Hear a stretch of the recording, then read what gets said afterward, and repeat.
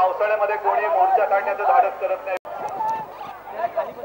आज आपण सर्वजण हर हर महादेव म्हणून हातात भगवा घेऊन मुंबईतल्या मराठी माणसाच्या घरासाठी, त्याच्या न्याय हक्कासाठी रस्त्यावरती उतरलेलो आहोत। कारण मराठी माणूस एकतर भडकत नाही, पण एकदा जर का भडकला तर समोर कोणी असो त्याच्या चिंधड्या उडवल्याशिवाय थांबत नाही। मध्यंतरी आपण सर्वांना माहिती आहे की रिलायन्सवरती मोर्चा नेला होता। असाच प्रचंड मोर्चा होता। अजूनही वीज दरवाढ कमी झालेली नाही। रिलायन्सला असेल, बीएसटीला असेल, एमईआरसीला असेल, अजूनही आपण दिलेली मुदत आता संपत आले तरी हालचाल नाही। आम्ही एकही पैसा बिल भरणार नाही। कोणाची हिंमत असेल तर घरामध्ये येऊन आमची वीज कापून दाखवावी। शिवसेना त्यांच्या उरावरती बसल्याशिवाय राहणार नाही। एक रितसर निवेदन आपण पहिलेच मुख्यमंत्र्यांनी पत्र दिलं होतं आणि निवेदन तयार केलेलं आहे। आणि या पत्रामध्ये सर्व मुख्यमंत्री असतील, गृहनिर्माण मंत्री असतील, संबंधित सर्व अधिकारी असतील, त्यांना आपण विनंती केली होती की तमाम मुंबईकरांच्या वतीने आम्ही आपल्या भेटीसाठी येत आहोत। आपण कृपा करून आपल्या ऑफिसमध्ये हजर असावे।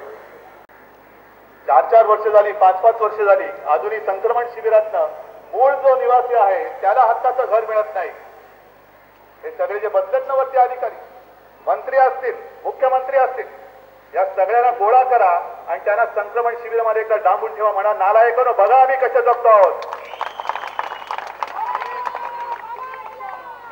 घरामध्ये नळाला पाणी येत नाही, पण छतामधनं पाणी येतं, भिंतीमधून पाणी येतं।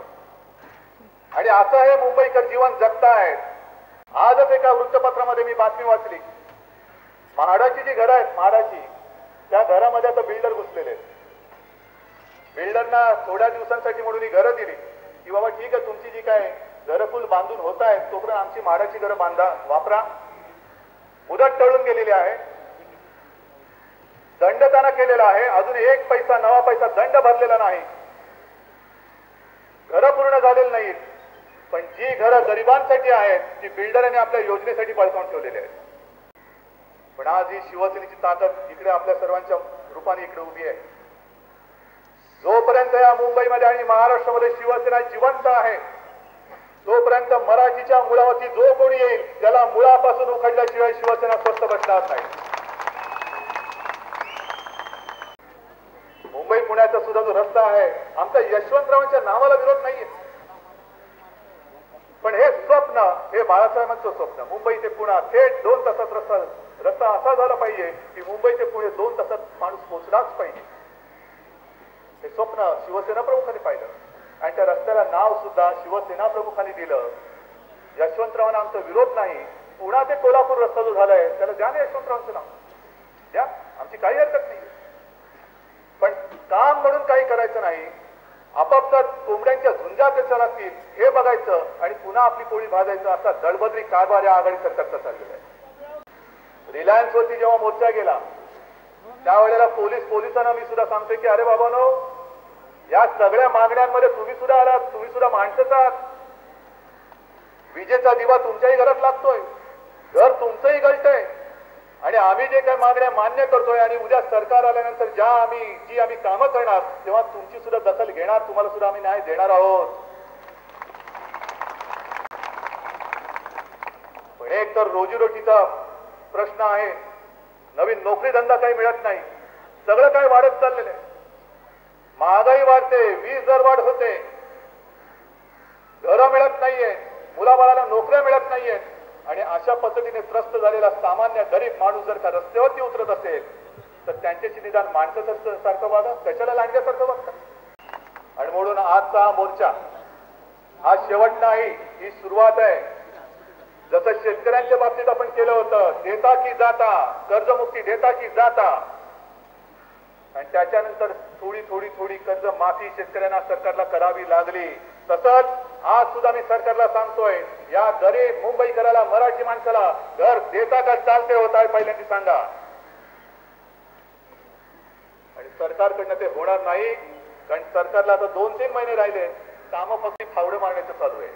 मिळेल तिकडे खा, तुंबड्या भरा, कारण भविष्य काळ त्यांचा आता अंधकारमय आहे.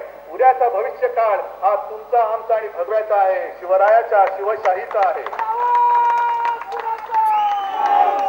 म्हणून हात जोडून एकच विनंती करतोय की तुम्हाला आलेली ही जाग, नुसती जाग नाही, या जागेमध्ये मला आग दिसली पाहिजे, आग. आणि जोपर्यंत हा तुमच्या हातातला पवित्र भगवा विधानसभेवरती आपण फडकत नाही आणि आपल्या शिवशाहीचं सरकार आणत नाही, तोपर्यंत आता आपल्याला झोपून चालणार नाही. आपल्या मराठी माणसाला जो कोणी मुंबई बाहेर काढण्याचा प्रयत्न करेल त्याला ठोसास ठोसा देण्याचं काम शिवसैनिकांनी केलं पाहिजे. प्रत्येक प्रत्येक प्रत्येक विभागामध्ये जिकडे जिकडे या झोपडपट्टीच्या योजना सुरू असतील, पुनर्वसनाच्या योजना सुरू असतील, जा शिवसैनिक आहात ना, शाखा प्रमुख आहात ना, प्रत्येक योजनेमध्ये तिकडे जा, रहिवाशांना भेटा आणि त्यांना विचारा तुम्हाला सांगितल्याप्रमाणे सगळ्या गोष्टी होतात की नाही.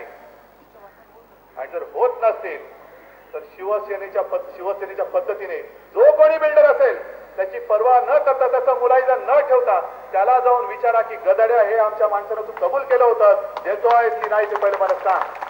हे जर केलं नाही तर त्यावेळेला आपलं हे सुवर्ण महोत्सवी वर्ष सुरू आहे, त्यावेळेला 105 लोकांनी बलिदान केलं होतं. आपण एवढी लोक असताना जर का आपल्या डोळ्या देखत मुंबई वेगळी झाली तर कपाळ करंटे आपण ठरू, इतिहासामध्ये नालायक म्हणून आपली नोंद होईल. आणि हे होणं कदापि शक्य नाही.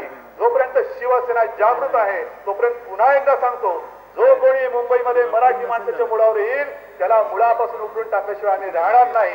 जय हिंद, जय महाराष्ट्र. याच्या मागे अनेक वर्षांमध्ये मुंबईकर आणि मराठी माणसाच्या घराचा प्रश्न हा कॅमेरा करतो आहे.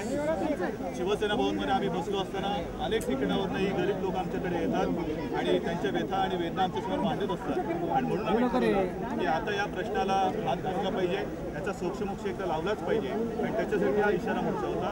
आमचं शिष्टमंडळ सरकारला निवेदन द्यायला जात आहे आणि सरकारकडे संवेदना तर या बाबींचा ते विचार करतील आणि मुंबईकरांना न्याय मिळेल तर त्यांना द्यावं लागेल. आणि नाही दिलं तर आता त्यांचे 2-3 महिने राहिलेले आहेत. त्याच्यानंतर 2-3 महिन्यानंतर शिवशाहीचं सरकार येईल आणि सगळे बेघर जे झालेले आहेत किंवा बेघर होण्याच्या वाटेवरती आहेत त्यांना आमचं सरकार घर दिल्याशिवाय राहणार नाही. कारण ते सुद्धा परवडणारं घर जिथे आहे तिकडे